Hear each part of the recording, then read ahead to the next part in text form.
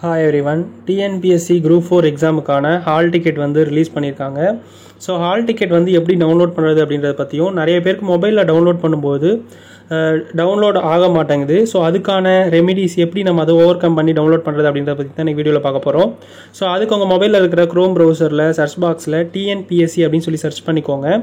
So அதுக்கு முன்னாடி உங்களுடைய ப்ரௌசரில் அந்த ரைட் சைடில் இருக்கிற 3 டாட்டை கிளிக் பண்ணி அது வந்து டெஸ்க்டாப் சைட்டில் வந்து ஆன் பண்ணிக்கோங்க. ஸோ டெஸ்க்டாப் சைட்டில் எதுக்கு வைக்கணும் அப்படின்னாக்கா, நமக்கு அப்போ தான் வந்து நல்லா லோட் ஆகிட்டு ஈஸியாக வந்து டவுன்லோட் பண்ண முடியும். ஸோ டெஸ்க்டாப் சைட்டில் வச்சுட்டு டிஎன்பிஎஸ்சின்னு வரதில் ஃபஸ்ட் லிங்க்கை நம்ம வந்து கிளிக் பண்ணி உள்ளே போய்க்கோங்க.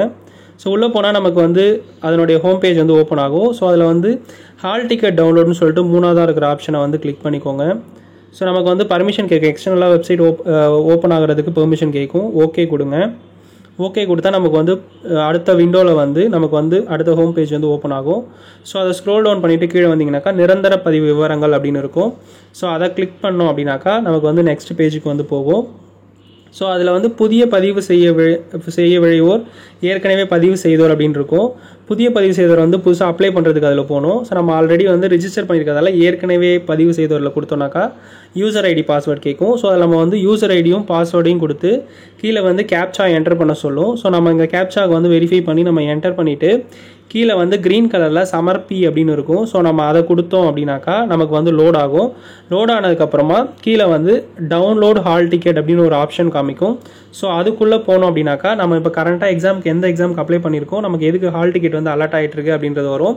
ஸோ நமக்கு ரைட் சைடில் டவுன்லோட் ஹால் டிக்கெட்னு இருக்கும். அதை கிளிக் பண்ணோம் அப்படின்னாக்கா நம்ம அப்ளை பண்ண அப்ளிகேஷன் ஐடி கேட்கும் அண்ட் நம்மளுடைய டேட் ஆஃப் பர்த் கேட்கும். அப்ளிகேஷன் ஐடியை ரெஜிஸ்டர் பண்ணிவிட்டு டேட் ஆஃப் பர்த் வந்து டேட்டு, மந்த்து, இயரு 3 வந்து கரெக்டாக நம்ம வந்து என்டர் பண்ணிக்கணும். ஸோ அப்படி ஃபுல்லாக நம்ம 3 டீட்டெயிலுமே வந்து என்டர் பண்ணதுக்கப்புறமா டவுன்லோட் அப்படின்ற ஆப்ஷன் கொடுத்தோம் அப்படின்னாக்கா நமக்கு ஹால் டிக்கெட் வந்து நமக்கு வந்து ப்ரிவியூ ஆக ஆரம்பிச்சிடும். ஸோ இந்த இந்த ஹால் டிக்கெட் வந்து நம்ம எப்படி டவுன்லோட் பண்ணுறதுனாக்கா, மேலே வந்து பிரிண்ட்னு ஒரு ஆப்ஷன் இருக்கும். ஸோ அது கொடுத்தோம் அப்படின்னாக்கா சில பேருக்கு வந்து ஒர்க் ஆகாது. ஸோ பேக் ஸ்பேஸ் கொடுத்து திரும்ப வந்து பிரிண்ட்ன்றதை கொடுத்தோம் அப்படின்னாக்கா நமக்கு வந்து ப்ரிப்பேரிங் ப்ரிவியூ அப்படின்றதே நமக்கு வந்து ரொம்ப நேரம் வந்து ஷோ ஆகிட்டு இருக்கும். ஸோ இது வந்து நிறைய பேருக்கு இந்த ப்ராப்ளம் வந்து வந்துகிட்டு இருக்கு. ஸோ இப்படி இருக்கும்போது நம்ம எப்படி இதை வந்து டவுன்லோட் பண்ணுறது அப்படின்னு பார்த்தோம்னாக்கா, நம்ம மொபைலில் இருக்கிற பேக் ஸ்பேஸ் பட்டனை அழுத்தணும் அப்படின்னாக்கா நமக்கு ஃப்ரண்ட் பேஜுக்கே வந்துடும். ஸோ இப்போ நம்ம க்ரோம் ப்ரௌசரில் ரைட் சைடில் இருக்கிற அந்த 3 டாட்டை கிளிக் பண்ணி ஸ்க்ரோல் டவுன் பண்ணோம் அப்படின்னாக்கா நமக்கு ஷேர்னு ஒரு ஆப்ஷன் வரும். ஸோ அந்த ஷேர் ஆப்ஷனில் பார்த்தா நமக்கு வந்து பிரிண்ட்னு ஒரு ஆப்ஷன் கொடுத்துருப்பாங்க. ஸோ அந்த பிரிண்ட்டை கிளிக் பண்ணும்போது நமக்கு வந்து நம்மளுடைய ஹால் டிக்கெட் வந்து லோட் ஆகி பிரிண்ட் ப்ரிவியூ காமிக்கும். ஸோ மொத்தமாக நமக்கு வந்து 5 பேஜஸ் கொடுத்துருக்குறாங்க.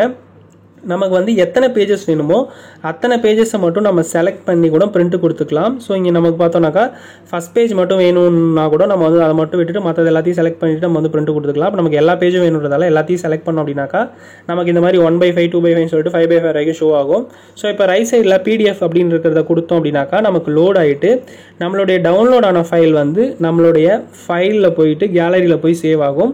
ஸோ அப்படி சேவ் ஆகும்போது நமக்கு எந்த நேமில் வேணுமோ அது ஹால் டிக்கெட்னு அதுவே ஷோ ஆகும்.